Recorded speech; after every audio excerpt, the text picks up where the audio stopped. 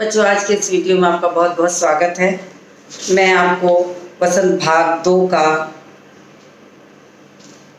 पाठ 18 जो मैंने यहाँ लिख दिया है, पाठ 18 संघर्ष के कारण मैं तुनुक मिजाज हो गया। धनराज पिल्ले हॉकी के खिलाड़ी, उनके ऊपर लिखा हुआ ये पाठ है जो एक साक्षात्कार है, इंटरव्यू। विनीता जो किसी पत्र की संपादक या पत्रकार हैं,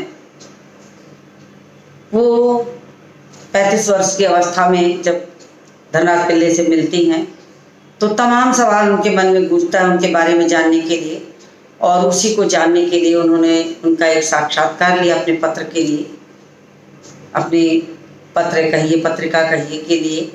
वही साक्षात्कार का कुछ अंश यहाँ दिया गया है। तो मैंने इसके पहले आपको कुछ चीज़ें बताई हैं, कुछ प्रश्न विनीता ने उनसे उनके परिवार के बारे में, उनकी पढ़ाई के बारे में और उनकी आर्थिक कठिनाइयों के बारे में किया था, जिसको कि मैंने इससे पहले वाले वीडियो में बताया है। मैं उम्मीद करती हूँ कि आपने वो वीडियो देखा होगा अच्छी तरह से, तो आपको वो समझ में भी आ गया होगा। तो पाठ अभी पूरा नहीं हुआ है, अभी विनीता ने और कुछ प्रश्न पूछे हैं जहाँ से मैं आज आपको पढ़ाने चल रही हूँ। तो विनीता ने, मैं जहाँ से पढ़ा रही हूँ, विनीता का वो पूछा गया प्रश्न मैंने बोर्ड पर यहाँ लिख दिया है और यहीं से मैं आपको पढ़ा रही हूँ। आपने सबसे पहले कृत्रिम घास पर हॉकी कब खेली? तो आप अपनी पुस्तक में उस जगह को ढूंढ के खोल करके पढ़ लीजिए और मैं शुरू करती हूँ। विनीता पूछती हैं कि आपने सबसे पहले कृत्रिम घास एस्ट्रोटर्फ पर हॉकी कब खेली? तो धनराज ने जवाब दिया, मैंने सबसे पहले एस्ट्रोटर्फ तब देखी जब राष्ट्रीय खेलों, नेशनल्स जब खेलने गए, में भाग लेने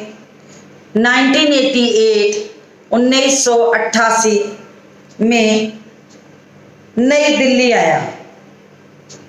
अब उनका जो सवाल था कि आपने कृत्रिम घास कब देखी, कब खेला, तो उन्होंने बताया कि 1988 में मैं जब नई दिल्ली नेशनल खेलने के लिए गया, तब मैंने वहाँ देखा कि किस तरह से कृत्रिम घास होती है। मुझे याद है किस तरह सुमैया और जोकिम करवालोहो मुझे एक कोने में ले जाकर कृत्रिम घास पर खेलने के गुर बता रहे थे। अब उन्होंने कहा कि वो अपने उस समय को याद करते हैं कि जब मैं दिल्ली कृत्रिम घास पे खेलने का मुझे मौका मिला, तो मैंने क्या देखा कि मैंने तो कभी देखा नहीं था, मतलब धनराज पिल्ले ने तो कभी देखा नहीं था। तो उनके साथियों में कोई साथी सोमैया और जोक्विम लिखा है कारवालोहो मुझे कोने में ले, यानी उनके दो मित्र से समझ लीजिए कि जो कोने में ले जाकर उनको कृत्रिम घास पर कैसे खेला जाता है, उसके गुण जो हैं वो उन्हें बताते हैं, तरीका सिखाते हैं कि कौन कैसे खेलता है, इस पर उसकी सारी चीज़ें समझाते हैं। और जब वे बताने में लगे हुए थे, मैंने छुप छुप कर उस मैदान को छू छू कर देखा।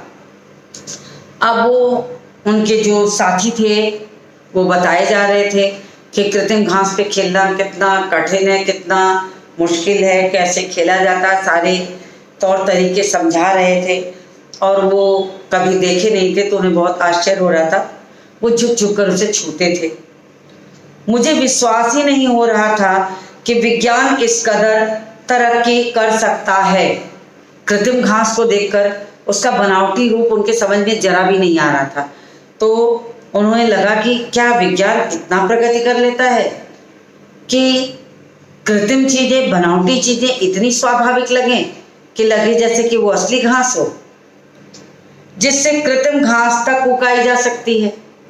तो ये चीज़ें देखकर उन्हें बड़ा आश्चर्य लगता है। अब जब इस तरह से उन्होंने देखा, अपने बारे में बताया कि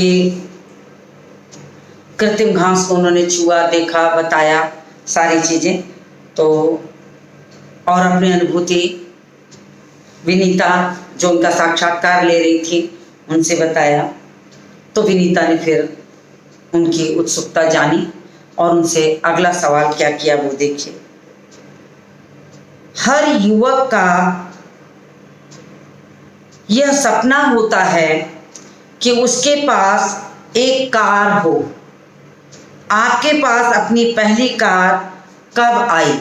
विनीता ने उनके जीवन से संबंधित बहुत व्यक्तिगत सवाल किए, इतने व्यक्तिगत सवाल किए जिससे उनकी पूरी आर्थिक स्थिति का जो नक्शा है दिखाई पड़ने लगता है, समझ में आने लगता है कि कितना कठिन जीवन धनराज ने गुजारा था और किस तरह से वे यहाँ तक पहुँचे। तो उनका सवाल मैं फिर से दोहरा देती हूँ। हर युवक का यह सपना होता है कि उसके पास एक कार हो। आपके पास अपनी पहली कार कब आई? अब उन्होंने ये सवाल किया उनसे। अब देखिए उनका जवाब सुनिए कि धनराज पिल्लई ने क्या जवाब दिया। उन्होंने बताया कि मेरी पहली कार एक सेकंड हैंड आर्माडा थी। अब उन्हें बताने में कोई लज्जा नहीं लगती है।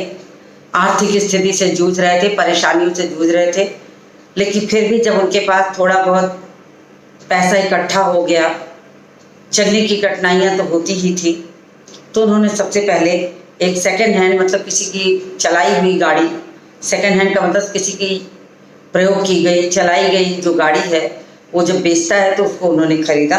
तो सेकंड हैंड आर्माडा थी जो मुझे मेरे पहले के एम्प्लॉयर ने दी थी। अब उन्होंने अपने किसी एम्प्लॉयर की कोई गाड़ी थी पुरानी, उसको उन्होंने खरीदा था। यही इनकी जीवन की सबसे पहली सवारी थी, पहली गाड़ी थी। तब तक मैं काफ़ी नामी खिलाड़ी बन चुका था। अब देखिए उन्होंने कितनी अच्छी बात कही कि जब तक ये बात कर रहे हैं तब तक उन्हें बहुत प्रसिद्धि मिल चुकी थी, लेकिन शुरू से जीवन में आर्थिक तंगी झेल रहे थे। तो शुरू से आर्थिक तंगी झेलने के कारण उनके जो मन में होता है कि वो किस तरह से जीवन गुजार रहे थे, चाहते तो ना बताते, लेकिन उन्होंने अपने जीवन की सारी सच्चाई बताई कि तब तक वो नामी खिलाड़ी हो चुके थे। मगर यह कोई ज़रूरी नहीं कि शोहरत पैसा साथ लेकर आए। प्रसिद्धि, शोहरत का मतलब प्रसिद्धि, प्रसिद्धि तो उनको मिल गई थी। उन्होंने कहा कि शोहरत और प्रसिद्धि और पैसा दोनों चीज़ साथ साथ मिल जाए तो जीवन का स्वरूप जो होता बिल्कुल अलग हो जाएगा। लेकिन प्रसिद्धि और पैसा साथ साथ आए यह कोई आवश्यक नहीं है। हो सकता है प्रसिद्धि बहुत मिल जाए अगर पैसा ना हो। मुंशी प्रेमचंद जी का नाम आपने सुना होगा, उपन्यास सम्राट कहलाते हैं, लेकिन वो अंतिम समय तक आर्थिक कठिनाइयों को से जूझते हुए मरे हैं। यहाँ तक कि उनको डिबरी में लेखन कार्य करना पड़ता था। बीमारी के लिए उनके पास पैसे नहीं थे कि वो अपनी दवा करा सकें। तो ऐसा नहीं है कि प्रसिद्धि भी हो और पैसा भी हो, कभी कभी प्रसिद्धि तो मिल जाती है मगर पैसा देर से आता है। तो उन्होंने यही बात यहाँ समझाई है कि शोहरत पैसा साथ लेकर आए ये कोई ज़रूरी नहीं है। मैं तब भी मुंबई की लोकल ट्रेनों और बसों में सफ़र करता था। उन्होंने कहा प्रसिद्धि मिल चुकी थी लेकिन मेरे पास साधन नहीं था, पैसा नहीं था कि मैं अपनी गाड़ी में घूमता, तो मैं उस समय भी लोकल जो ट्रेनें होती थी उनमें सफ़र करता था, बसों में सफ़र करता था, क्योंकि टैक्सी में चढ़ने की हैसियत मुझ में नहीं थी। टैक्सी का किराया देने के लिए इनके पास पैसे नहीं थे, तो ये लोकल ट्रेनों और सरकारी बसों में भी सफ़र किया करते थे। उन्होंने इस बात की कोई लज्जा महसूस नहीं की कि उनके पास टैक्सी के पैसे देने की हैसियत नहीं थी। उन्होंने बताया कि मेरी भी हैसियत नहीं थी कि मैं टैक्सी के पैसे दे करके जा पाता तो मैं लोकल ट्रेन और बसों से सफ़र करता था। मुझे याद है एक बार किसी फोटोग्राफर ने एक भीड़ से भरे रेलवे स्टेशन पर मेरी तस्वीर खींचकर अगली सुबह अखबार में यह खबर छाप दी कि हॉकी का सितारा पिल्लई अभी भी मुंबई की लोकल ट्रेनों में सफ़र करता है। अब उन्होंने किसी दिन, एक बार काफ़ी दिनों की बात थी, मुंबई के किसी अखबार में ये चीज़ छपी कि हॉकी का सितारा पिल्लई अभी भी मुंबई की लोकल ट्रेनों में सफ़र करता है। तो उनके पास टैक्सी के पैसे नहीं थे। पत्रकारों को आश्चर्य होता था, इतनी प्रसिद्धि तो पैसा कैसे नहीं है। तो उन्हें लगता था कि ये शायद ठीक नहीं है। तो उन्होंने पत्रिका में भी और अखबारों में भी ये चीज़ निकाल दी कि इतना सुप्रसिद्ध खिलाड़ी पिल्लई आज भी जो है लोकल ट्रेनों में सफ़र करता है। उस दिन मैंने महसूस किया कि मैं एक मशहूर चेहरा बन चुका हूँ। तब उन्हें जाके लगा कि उन्हें भी पहचानने वाले लोगों की संख्या बढ़ गई है, अब लोग जान गए हैं। तो उन्हें ऐसा लगा कि उनका भी चेहरा अब लोग पहचानने लगे हैं और मुझे लोकल ट्रेनों में सफ़र करने से बचना चाहिए।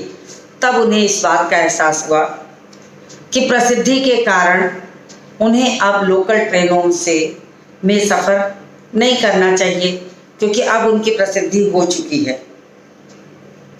तो उन्होंने ये महसूस किया कि अब उन्हें इस सफ़र से बचना चाहिए। लेकिन मैं कर ही क्या सकता था, उपाय था नहीं उनके पास। टैक्सी के पैसे रोज़ाना खर्च करके आना जाना उनके बूते के बाहर की चीज़ थी।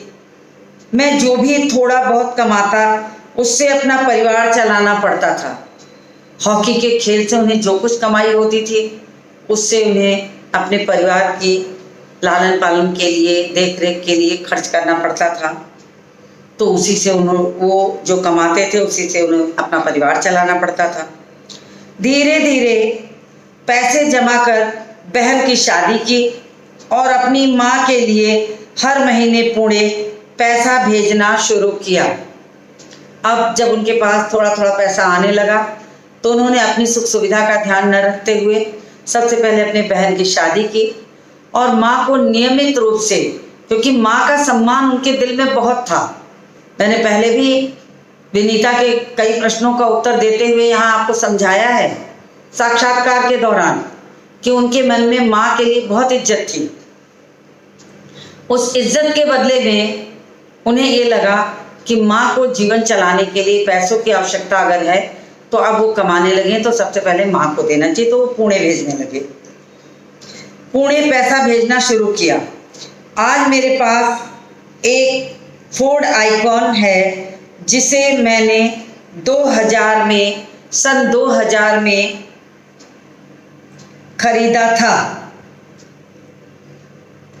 अब इन्होंने बताया कि बहुत दिनों के बाद मैंने एक छोटी सी गाड़ी खरीदी, फोर्ड आइकॉन, सन 2000 में। और क्योंकि अब उनके पास थोड़े बहुत पैसे हो गए थे घर खर्च चलाने के बाद, मगर वह किसी कॉरपोरेट हाउस का दिया हुआ तोहफा नहीं बल्कि मेरी मेहनत की गाढ़ी कमाई से खरीदी हुई कार है। उन्होंने कहा कि ये कार उनकी अपने पैसे की कमाई की थी, किसी का उपहार नहीं था, तोहफा नहीं था, किसी खेल के बदले में किसी सरकार ने, कहीं के राज्य ने, किसी देश ने उन्हें ये कार नहीं दी थी। उन्होंने अपने चलने के लिए अपनी गाढ़ी कमाई से एक कार अपने लिए खरीदी। उसके लिए मैंने 5 लाख रुपए लोन लिया जिसे आज तक किस्तों में चुका रहा हूँ।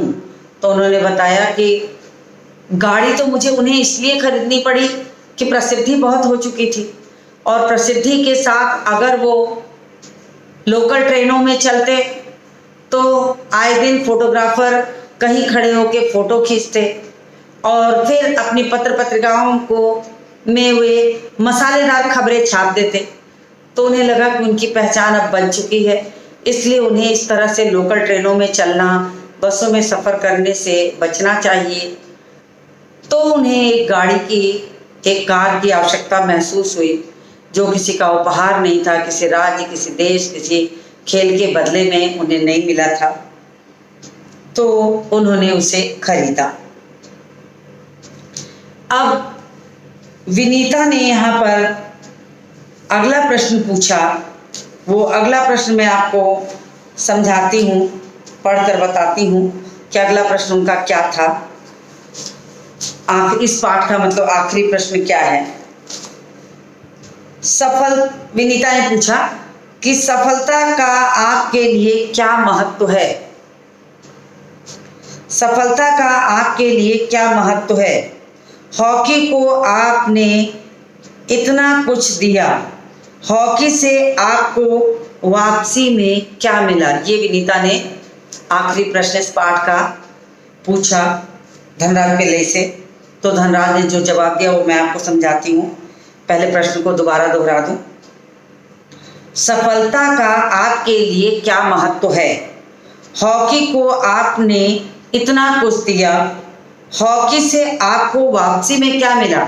यानी आपने इतने जीवन की इतनी आर्थिक कठिनाइयों को झेलते हुए, परेशान होते हुए हॉकी के लिए आपने इतना परिश्रम किया, लेकिन उस हॉकी को आपको प्रसिद्धि मिल जाने के बाद हॉकी से आपको क्या मिला, आपका जीवन कैसे चल रहा है, उसके बारे में कुछ बताइए।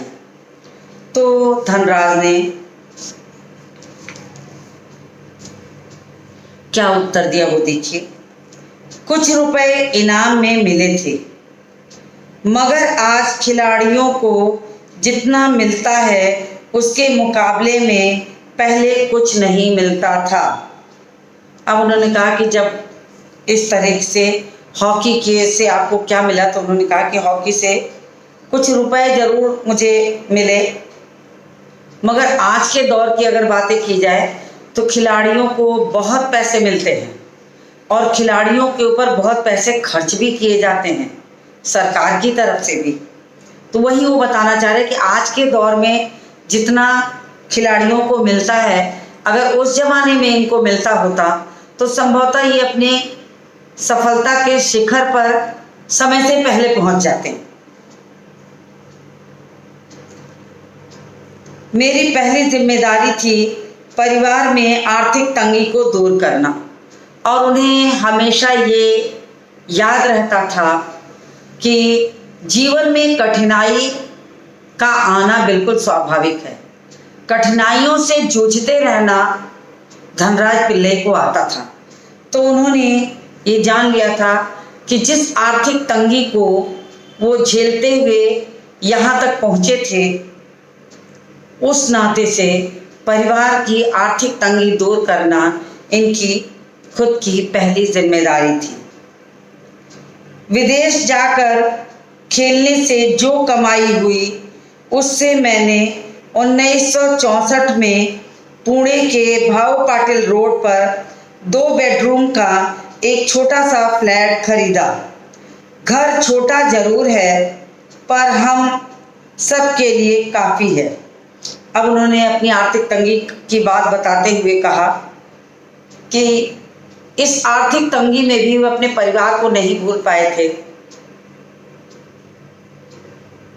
उन्हें ये लगता था कि किसी भी तरह से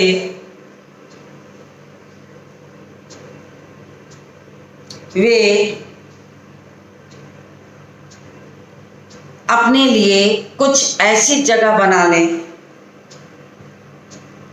ताकि वो जीवन भर के लिए सुरक्षित रहें। तो आर्थिक तंगी परिवार की दूर करते करते जिंदगी को बेहतर बनाने की जो सोच थी उनके मन में गूंजने लगी। तो सबसे पहले जब विदेश खेलने का इन्हें अवसर मिला, तो विदेश जाकर खेलने के बाद जब इन्हें कुछ पैसों की कमाई हुई, तो इन्हें लगा सबसे पहले सर के ऊपर छत बनानी चाहिए। कहने का मतलब घर बनाना चाहिए। तो इन्होंने सबसे पहला विचार अपना क्या किया कि 1964 में पुणे के भाऊ पाटिल रोड पर 2 बेडरूम का एक छोटा सा फ्लैट खरीदा।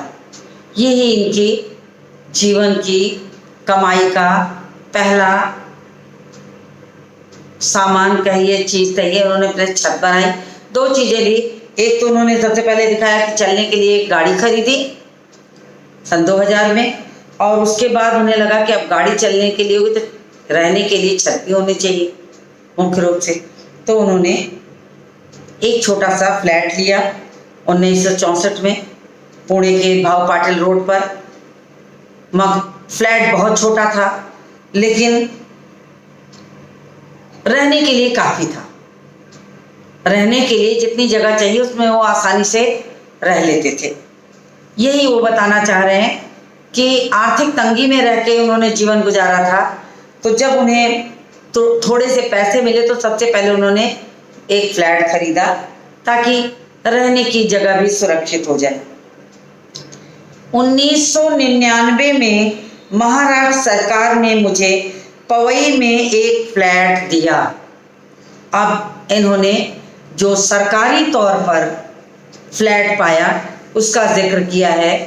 1999 में महाराष्ट्र सरकार ने इन्हें बॉम्बे के, मुंबई जिसको आज के दौर में कहा जाता है, मुंबई के पवई जो बहुत प्रसिद्ध स्थान है वहाँ पर इनको एक फ्लैट मिला, रहने के लिए दिया गया सरकार की ओर से। वह ऐसा घर है जिसे खरीदने की मेरी खुद की हैसियत कभी नहीं हो पाती। उन्होंने कहा कि वो घर ऐसा है कि अगर मैं उसे खरीदना चाहूँ तो संभवतः गाढ़े कमाई भी उसमें लगा दूँ, बहुत परिश्रम कर लूँ, फिर भी मेरी हैसियत उस चीज़ को खरीदने की शायद कभी नहीं हो पाएगी। क्योंकि 2 बेडरूम का जो फ्लैट उन्होंने खरीदे था उसी को बहुत परिश्रम, बहुत कठिनाई के बाद उन्होंने खरीदा था। सरकारी तौर पे इन्हें जो बंगला मिला वो काफ़ी अच्छा, बड़ा था।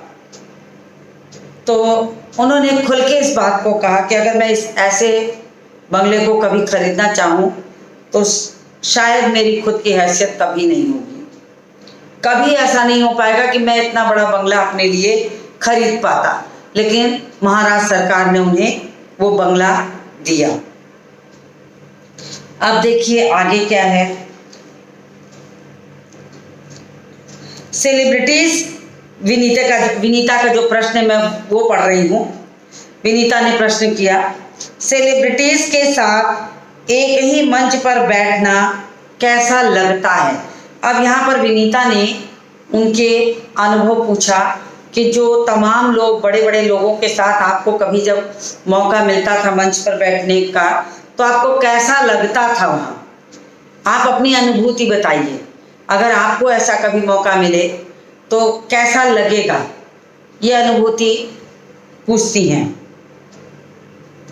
तो विनीता ने ये पूछा कि सेलिब्रिटीज के साथ अगर एक मंच पर आपको बैठने का अवसर मिले तो आपको कैसा लगता है। तो उनका उत्तर सुनिए। धनराज ने कहा, बहुत अच्छा। जब हम राष्ट्रपति से मिले तब यह महसूस हुआ कि हम कितने खास हैं। जिस धनराज पिल्ले ने अपने आप को साधारण और आम आदमी समझा था, प्रसिद्धि के बाद भी लोकल ट्रेनों और बसों में चले जाते थे, जब उन्हें एक बार अवसर मिला राष्ट्रपति से मिलने का तब उन्होंने जाना कि अब वो आम नहीं रह गए बल्कि वो खास हो चुके हैं। प्रसिद्धि उनकी बहुत महत्वपूर्ण है। तब उन्हें अपनी खासियत का पता चला, क्योंकि जीवन भर कठिनाई से जूझते जूझते उनको अपने भीतर के गुण दिखना बंद हो गया था। बस पैसों से रहने की व्यवस्था, खाने की व्यवस्था, चलने की व्यवस्था, माँ के लिए पैसे, बहन का विवाह, रहने की जगह, 2 कमरे का बेडरूम, करने भर में ही उन्होंने अपनी खुद की पहचान एक तरीके से ख़त्म कर दी थी। और उन्हें ये लगने लगा था कि उनकी हैसियत नहीं है बड़े बड़े बंगलों की। लेकिन जब सरकार ने उन्हें दिया तो खुद कहते हैं कि अगर मुझे अपने पैसों से ये खरीदना होता तो संभवतः मैं कभी खरीद ना पाता। तब विनीता ने पूछा कि मंच पर बड़े बड़े लोगों के साथ बैठना आपको कैसा लगता है? तब उन्होंने कहा कि बहुत अच्छा लगता है। जब राष्ट्रपति से पहली बार मिलते हैं तो उन्हें लगा कि अब वो आम आदमी नहीं रह गए बल्कि खास आदमी हो गए। गर्व महसूस हुआ उन्हें, खुशी हुई, भीतर अपनी खासियत उन्होंने महसूस की। हॉकी है जिसके चलते हर जगह प्रतिष्ठा मिली।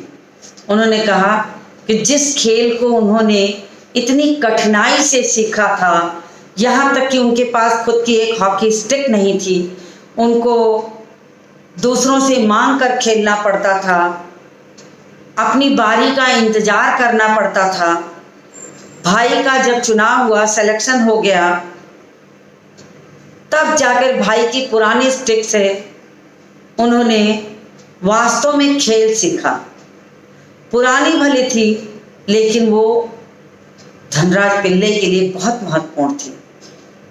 तो कितनी कठिन दौर से गुजर करके धनराज पिल्लै ने यहाँ तक का सफ़र तय किया कि उन्हें मंच पर राष्ट्रपति के साथ बैठने का अवसर प्राप्त हुआ। तो इस साक्षात्कार में उन्होंने अपने हृदय के उद्गार, अपनी कठिनाइयाँ, अपनी आर्थिक परेशानियाँ, जीवन के वो कठिन क्षण, माँ किस तरह से उन कठिन क्षण में भी उनके साथ रहती थी, कैसे वो अपनी माँ का सम्मान करते थे, अपनी भाभी कविता का सम्मान करते थे, अपनी बहन के विवाह की जिम्मेदारी उन्होंने उठाई, लोकल ट्रेनों में चलते रहते थे। और अपनी प्रसिद्धि का पता उन्हें तब चलता है जब पत्रकार फोटो खींच करके अखबार में निकाल देते हैं कि आज का खिलाड़ी धनराज पिल्लै अभी भी लोकल ट्रेन में चलता है। तब उन्हें लगा कि प्रसिद्धि के कारण अब लोग उन्हें पहचानने लगे हैं, इसलिए उन्हें भी अब अपनी खुद की गाड़ी से चलना चाहिए। तो उसके बाद उन्होंने अपने लिए गाड़ी खरीदी। ये हॉकी ही थी जिसने उन्हें, उनकी शौक जो हॉकी खेलने की जो उनकी शौक थी बचपन से, उसने उन्हें इतनी प्रसिद्धि दी, कहाँ से उठाकर कहाँ तक का सफ़र करा दिया। मुंबई के पवई जैसी जगह में उन्हें रहने की जगह मिल गई और उन्होंने अपने जीवन में पीछे बिताए हुए क्षणों को वो भूल नहीं पाते। तभी तो विनीता के प्रत्येक प्रश्नों का उत्तर देते समय इस साक्षात्कार में उन्होंने अपने जीवन की वो सारी बातें बताई है जिस कठिनाई के दौर से वे गुजरे थे। यहाँ तक कि वो ये भी बताते हैं कि वो पढ़ाई में बहुत अच्छे नहीं थे। अगर किसी कारण से वो खेल में भी अच्छे न होते तो संभवतः वो चपरासी बनने लायक भी नहीं होते। समय गुजर जाने के बाद लोगों को ऐसी बातों को बताने में कभी कभी शर्म महसूस होती है कि मैं कैसे कहूँ, लेकिन धनराज पिल्लै का ये बड़प्पन ही कहा जाएगा कि जिस बड़प्पन के कारण विनीता के, जब उन्होंने स्कूलिंग पर, विद्यालयी स्कूली माहौल के बारे में प्रश्न किया तो वो कहने में बिल्कुल झिझकते नहीं हैं कि वो पढ़ने में बिल्कुल फिसड्डी थे। आपको मैंने बताया है। तो ये हुई धनराज पिल्लै के जीवन की कठिनाइयाँ, और इसी संघर्ष ने उन्हें तुनक मिजाज बना दिया, जो कि यहाँ पाठ के नाम के साथ है, संघर्ष के कारण मैं तुनक मिजाज हो गया। जब व्यक्ति कठिनाइयों के दौर से गुजरता है और उसे उसी में सामंजस्य बिठा कर चलना पड़ता है, तो ऐसी स्थिति में उसे गुस्सा आना, छोटी छोटी बात पे चिढ़ना, लोगों के द्वारा तमाम सवालों का जवाब देते देते तुनक मिजाज हो जाना भी, क्षण क्षण में गुस्सा होना, चिड़चिड़ा जाना बिल्कुल स्वाभाविक होता है। तो धनराज पिल्लै ने भी इस चीज़ को स्वीकार किया कि आर्थिक कठिनाइयों ने, परेशानियों ने, एक लंबे सफ़र ने हॉकी के एक लंबे सफ़र ने उन्हें किस तरह से तुनक मिजाज बना दिया, ये सारी चीज़ें वो बाद में महसूस करते हैं कि संभवतः इसी संघर्ष ने उन्हें तुनक मिजाज बना दिया था, जो उन्हें भी महसूस होता था। लेकिन परिवार, घर, आर्थिक स्थिति, माँ, सबकी जिम्मेदारी, बहन का विवाह, किसी भी जिम्मेदारी को उन्होंने अपनी प्रसिद्धि के आड़े हाथों नहीं आने दिया कि वो उसे भूल जाते। उसे भी वो अपनी जिम्मेदारी ही महसूस करते थे। तो इस तरह से उन्होंने पूरा जीवन अपना कैसे गुजारा, उसका वर्णन इस साक्षात्कार में, विनीता के द्वारा लिए गए साक्षात्कार में प्रश्नों और उत्तरों के माध्यम से यहाँ बताया गया है।